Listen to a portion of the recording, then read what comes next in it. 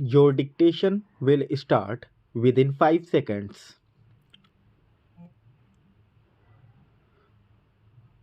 The most important decision of the conference is the Declaration on World Peace and Cooperation.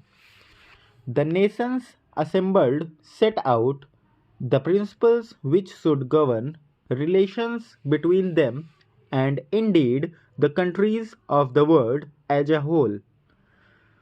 These are capable of universal application and are historic in their significance.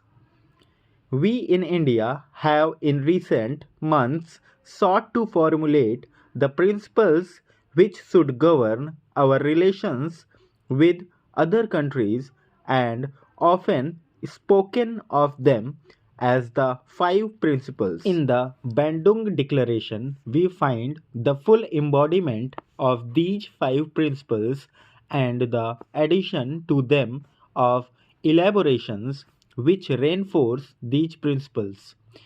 We have reason to feel happy that this conference, representative of more than half the population of the world, has declared its adherence to the tenets that should guide their conduct and govern the relations of the nations of the world if world peace and cooperation are to be achieved.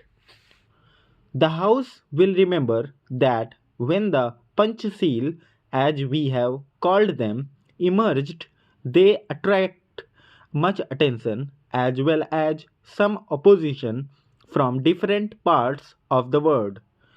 We have maintained that they contain the essence of the principles of relationship which would promote world peace and cooperation. We have not sought to point to them as though they were divine commandments or as though there was a particular sanctity either about the number or about their formulation. The essence of them is the substance, and this has been embodied in the Bandung Declaration. Some alternatives had been proposed, and some of these even formulated contradictory positions. The final declaration embodies no contradictions. The Government of India is in total agreement with the principles set out in the Bandung Declaration and will honor them. They contain nothing that is against the interests of our country or the established principles of our foreign policy. The declaration includes a clause which has a reference to collective defense.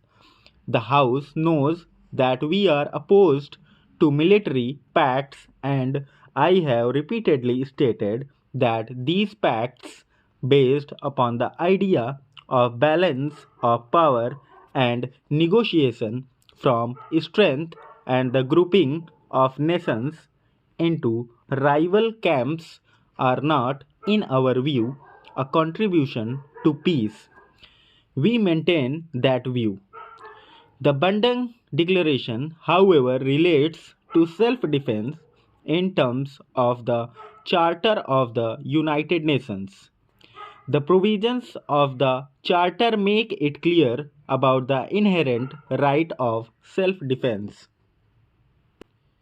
It will be also noted that the Bandung Declaration further finds place for two specific safeguards in relation to this matter, namely that there should be no external pressures on nations and that collective defense arrangements should not be used to save the particular interests of the big powers. We are also happy that the declaration begins with a settlement of adherence to human rights and therefore to the fundamental values of civilization. If the conference made no other decision than the formulation of the principles of the Bandung Declaration, it would have been a single achievement. So much for the actual work and achievement within the conference itself, but any estimate of this historic week at Bandung would be incomplete and its picture would be inadequate if we did not take into account the many contacts established, the relations that have emerged, the prejudices that have been removed, and the friendships that have been formed.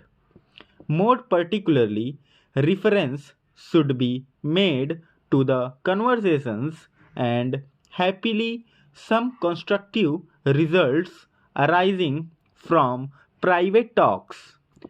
Such results have been achieved in regard to some of the difficulties that had arisen in relation to the implementation of the Geneva decisions in Indochina, direct meetings of the parties concerned, and the good offices of others, including ourselves, have been able to help to resolve these difficulties and create greater understanding and friendship. This is the position in regard to Cambodia, Laos, and of the Democratic Republic of Vietnam. We regret, however, that we have not been able to make progress in this regard in aspect of South Vietnam.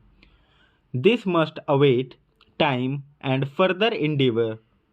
The House is aware that the Prime Minister of China made, while he was at Bandung, a public statement announcing his readiness to enter into direct negotiations with the United States to discuss the question of relaxing tension in the Far East and especially the question of relaxing tension in the Formosa area.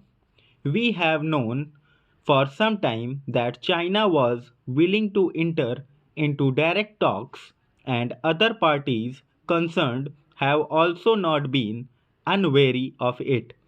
The announcement itself does not therefore represent a new attitude on the part of China, but the fact that this has been publicly stated at a gathering of the Asian and African nations represents a further and wholesome development.